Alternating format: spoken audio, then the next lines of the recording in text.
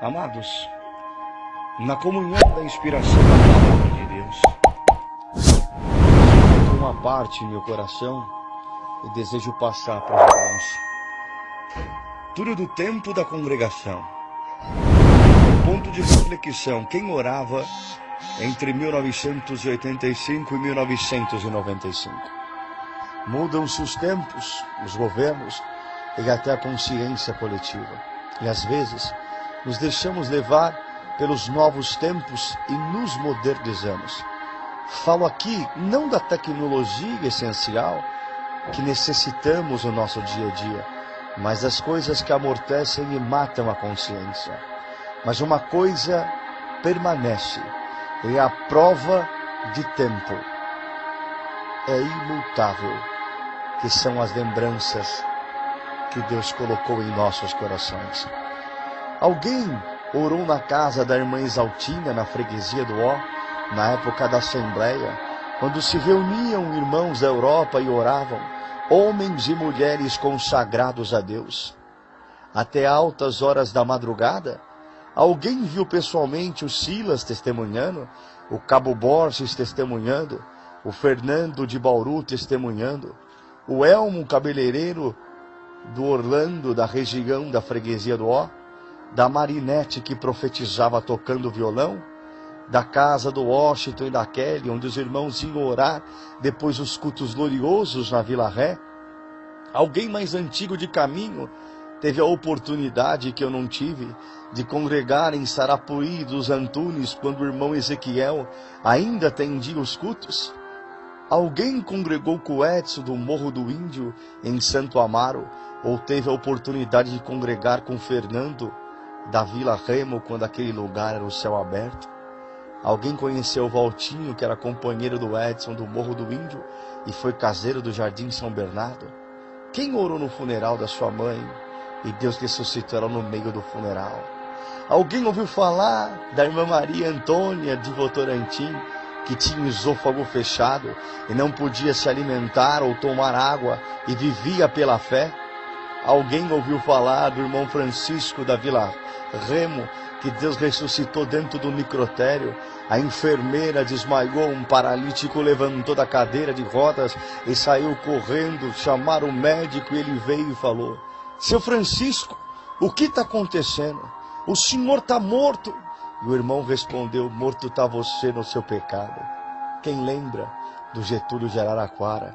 Tinha mais de 5 atestados de óbito. Em uma das vezes que tiraram a liberdade dele, o demônio pegou alguém dentro da igreja e ninguém conseguia expulsar. O irmão Getúlio estava sentado lá atrás e sentado mesmo falou: demônio!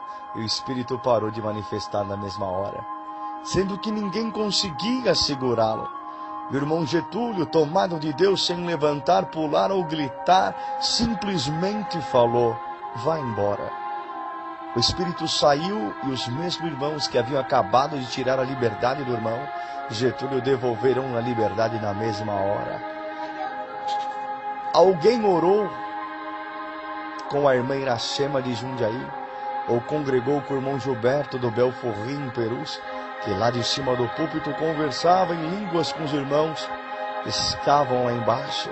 Alguém conheceu Abner, negrão de Deus, que saiu de uma reunião de jovens de manhã no Espírito Santo e saindo da igreja de Deus mandou ele atravessar o morro e ir para a praia a pé. Ele chegou na praia, muito calor, cheio de banhista, parou a praia inteira para rir, porque ele foi indo para a água de terno e gravata e com a pasta na Bíblia debaixo do braço, entrou na água e falou: e agora, senhor? E uma voz disse para ele: entra na água e pula 3 ondas. Ele pulou 2 ondas e quando ele foi pular a terceira, perdeu o equilíbrio e caiu de cabeça dentro da água, saiu todo molhado, todo mundo rindo. Aí ele parou na frente de 3 mulheres, estavam sentados na esteira e falou: agora dá para vocês voltarem para a igreja? E uma delas respondeu: agora dá sim para voltarmos para a igreja, porque eu sou organista, ela é auxiliar e a outra é examinadora, estamos as 3 paradas. E eu falei para elas e combinamos que só voltaria para a igreja se Deus mandasse um crente de terno e gravata entrar dentro da praia, mergulhar e depois viesse falar conosco. Aí saiu o irmão andando e as 3 atrás enrolado em sua toalha. Fala a verdade, é o poder de Deus. Que saudade. Que saudade, não existe mais o lugar. Outro dia passei lá, tudo tinha mudado. O restaurante do irmão Cláudio da freguesia do Ó ficava na Galeria 7 de Abril, no centro de São Paulo. Era o nosso quartel-general. O Cabo Borges almoçava lá. O Hamilton da Pedreira, que hoje é cooperador de jovens do Gleba. O do Darcy do Salzeda, que já era cooperador. Os irmãos de Osasco, tantos amigos. O Tecão, quando vinha de Assis. O Devilso, diácono do Grande Aviana. O Luiz do Santa Terezinha, em Pirituba, já passou por lá. Era o nosso quartel-general. Esquecíamos que era um restaurante, as mesas vizinhas tinham que se conformar em ouvir as maravilhas. Quantos amigos fizemos, como era contagiante, quantas viagens foram combinadas ali, quantos cultos. O Silas, que morreu no acidente de avião, passava por lá, o Serginho, o Abner, tanto quanto amamos, mas nem sabemos ou lembramos o nome, mas eram cúmplices da mesma alegria e na mesma comunhão, sem contar também que a comida era boa, era de qualidade. E o Valtinho de Paraguaçu, da Comum do Djalma, cooperador de jovens, era um moço que antes de Deus chamar, ele era travesti, se vestia como mulher, tomava hormônio feminino. Os pais dele eram crentes e um dia o Walter estava na avenida fazendo ponto, como se dizem. Ouviu uma voz dizendo, sai daqui, olhou para o lado e não viu ninguém. Ficou parado e a voz gritou, sai daqui. Ele saiu correndo, quase caindo porque estava com um sapato feminino de salto alto. Quando ele passou na frente de uma congregação, a voz falou, entra aí. Ele falou, eu não vou entrar. E a voz gritou, entra aí. Ele subiu as escadas e ficou parado diante do átrio. Veio uma porteira e falou, senta ali, filha, o lugar das mulheres ali. Ele gritou, eu não sou mulher. E ficou de pé até o final do culto. Quando chegou em casa, reuniu as roupas femininas, os cosméticos e as pinturas e jogou tudo nos pés da sua mãe.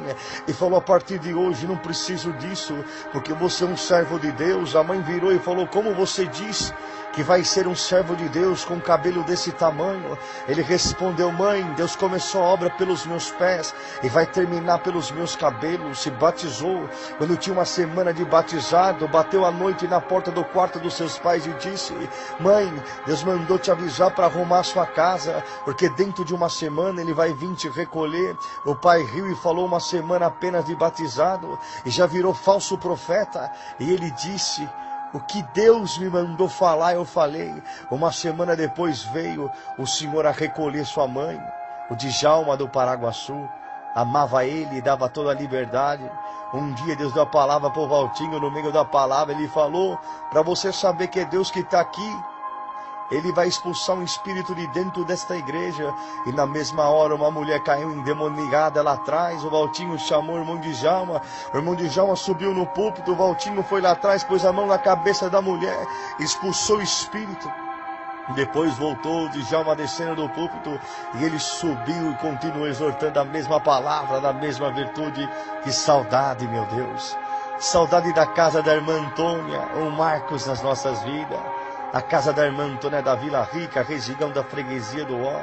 Alguém sabe como aquela casa se tornou uma casa de oração? O casal, irmã Antônia e irmão Benedito estavam firmes, porém os filhos batizados haviam parado, os que não eram batizados não queriam saber de nada. E o casal orando, chorando, buscando sozinhos, e um dia estava buscando a Deus junto com o irmão Francisco, o irmão Chicão do Limão. O irmão Chicão foi no meio da sala e chamou o casal. Eles vieram, ao pegar suas mãos, disse, vocês esperam a obra de Deus dentro da vossa casa, mas para Deus operar essa obra, Ele precisa quebrar os ossos. Ele pergunta, vocês estão preparados para entrar na casa de vocês e quebrar os ossos do casal? O casal pulou e falou, amém, Senhor, quebra mesmo, faz a sua obra, aleluia. Mas eles não sabiam que o detalhe, que o casal estava na firme e na graça, achou que seriam às vezes a rebeldia da mocidade, mas aconteceu ao contrário. O irmão Benedito vinha calmamente dirigindo o seu fusquinha na via rápida e teve um derrame no volante, perdeu o controle do carro, bateu o Fusca em uma pedra, entrou em coma na hora com fratura e traumatismo craniano.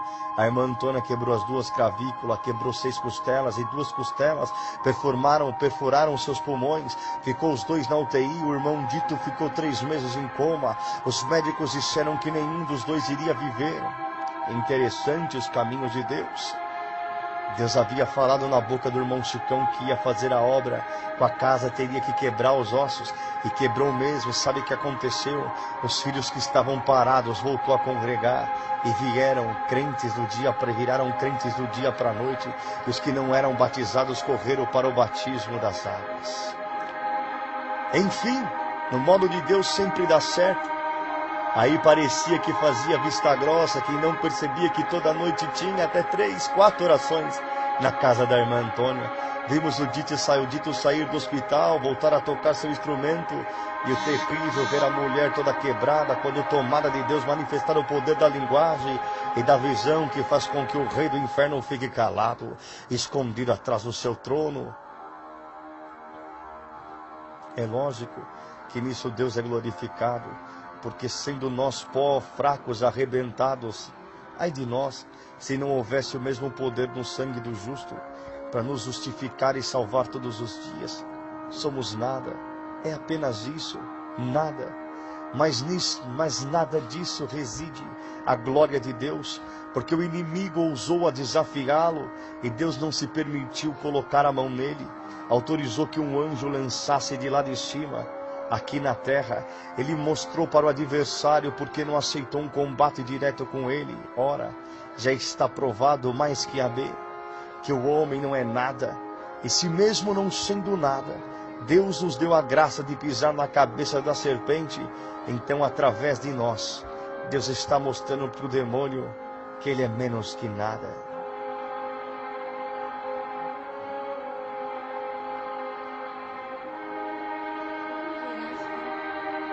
Despedida de solteiro do irmão Cabo Borges, da reunião da mocidade na central de Carapicuíba, o irmão Hermelindo de Cabriúva atendendo. Quem estava lá não vai esquecer, nem quando estiver no céu a igreja lotada, corredores, átrios, galeria, janela, não dava para se mexer, músicos tocando de pé no corredor. O Silas testemunhou, meu Deus, contou a obra do Maciel, e mais 2, parecia que ia dar infarto de tanta visitação. O Serginho também testemunhou, e aí veio o massacre.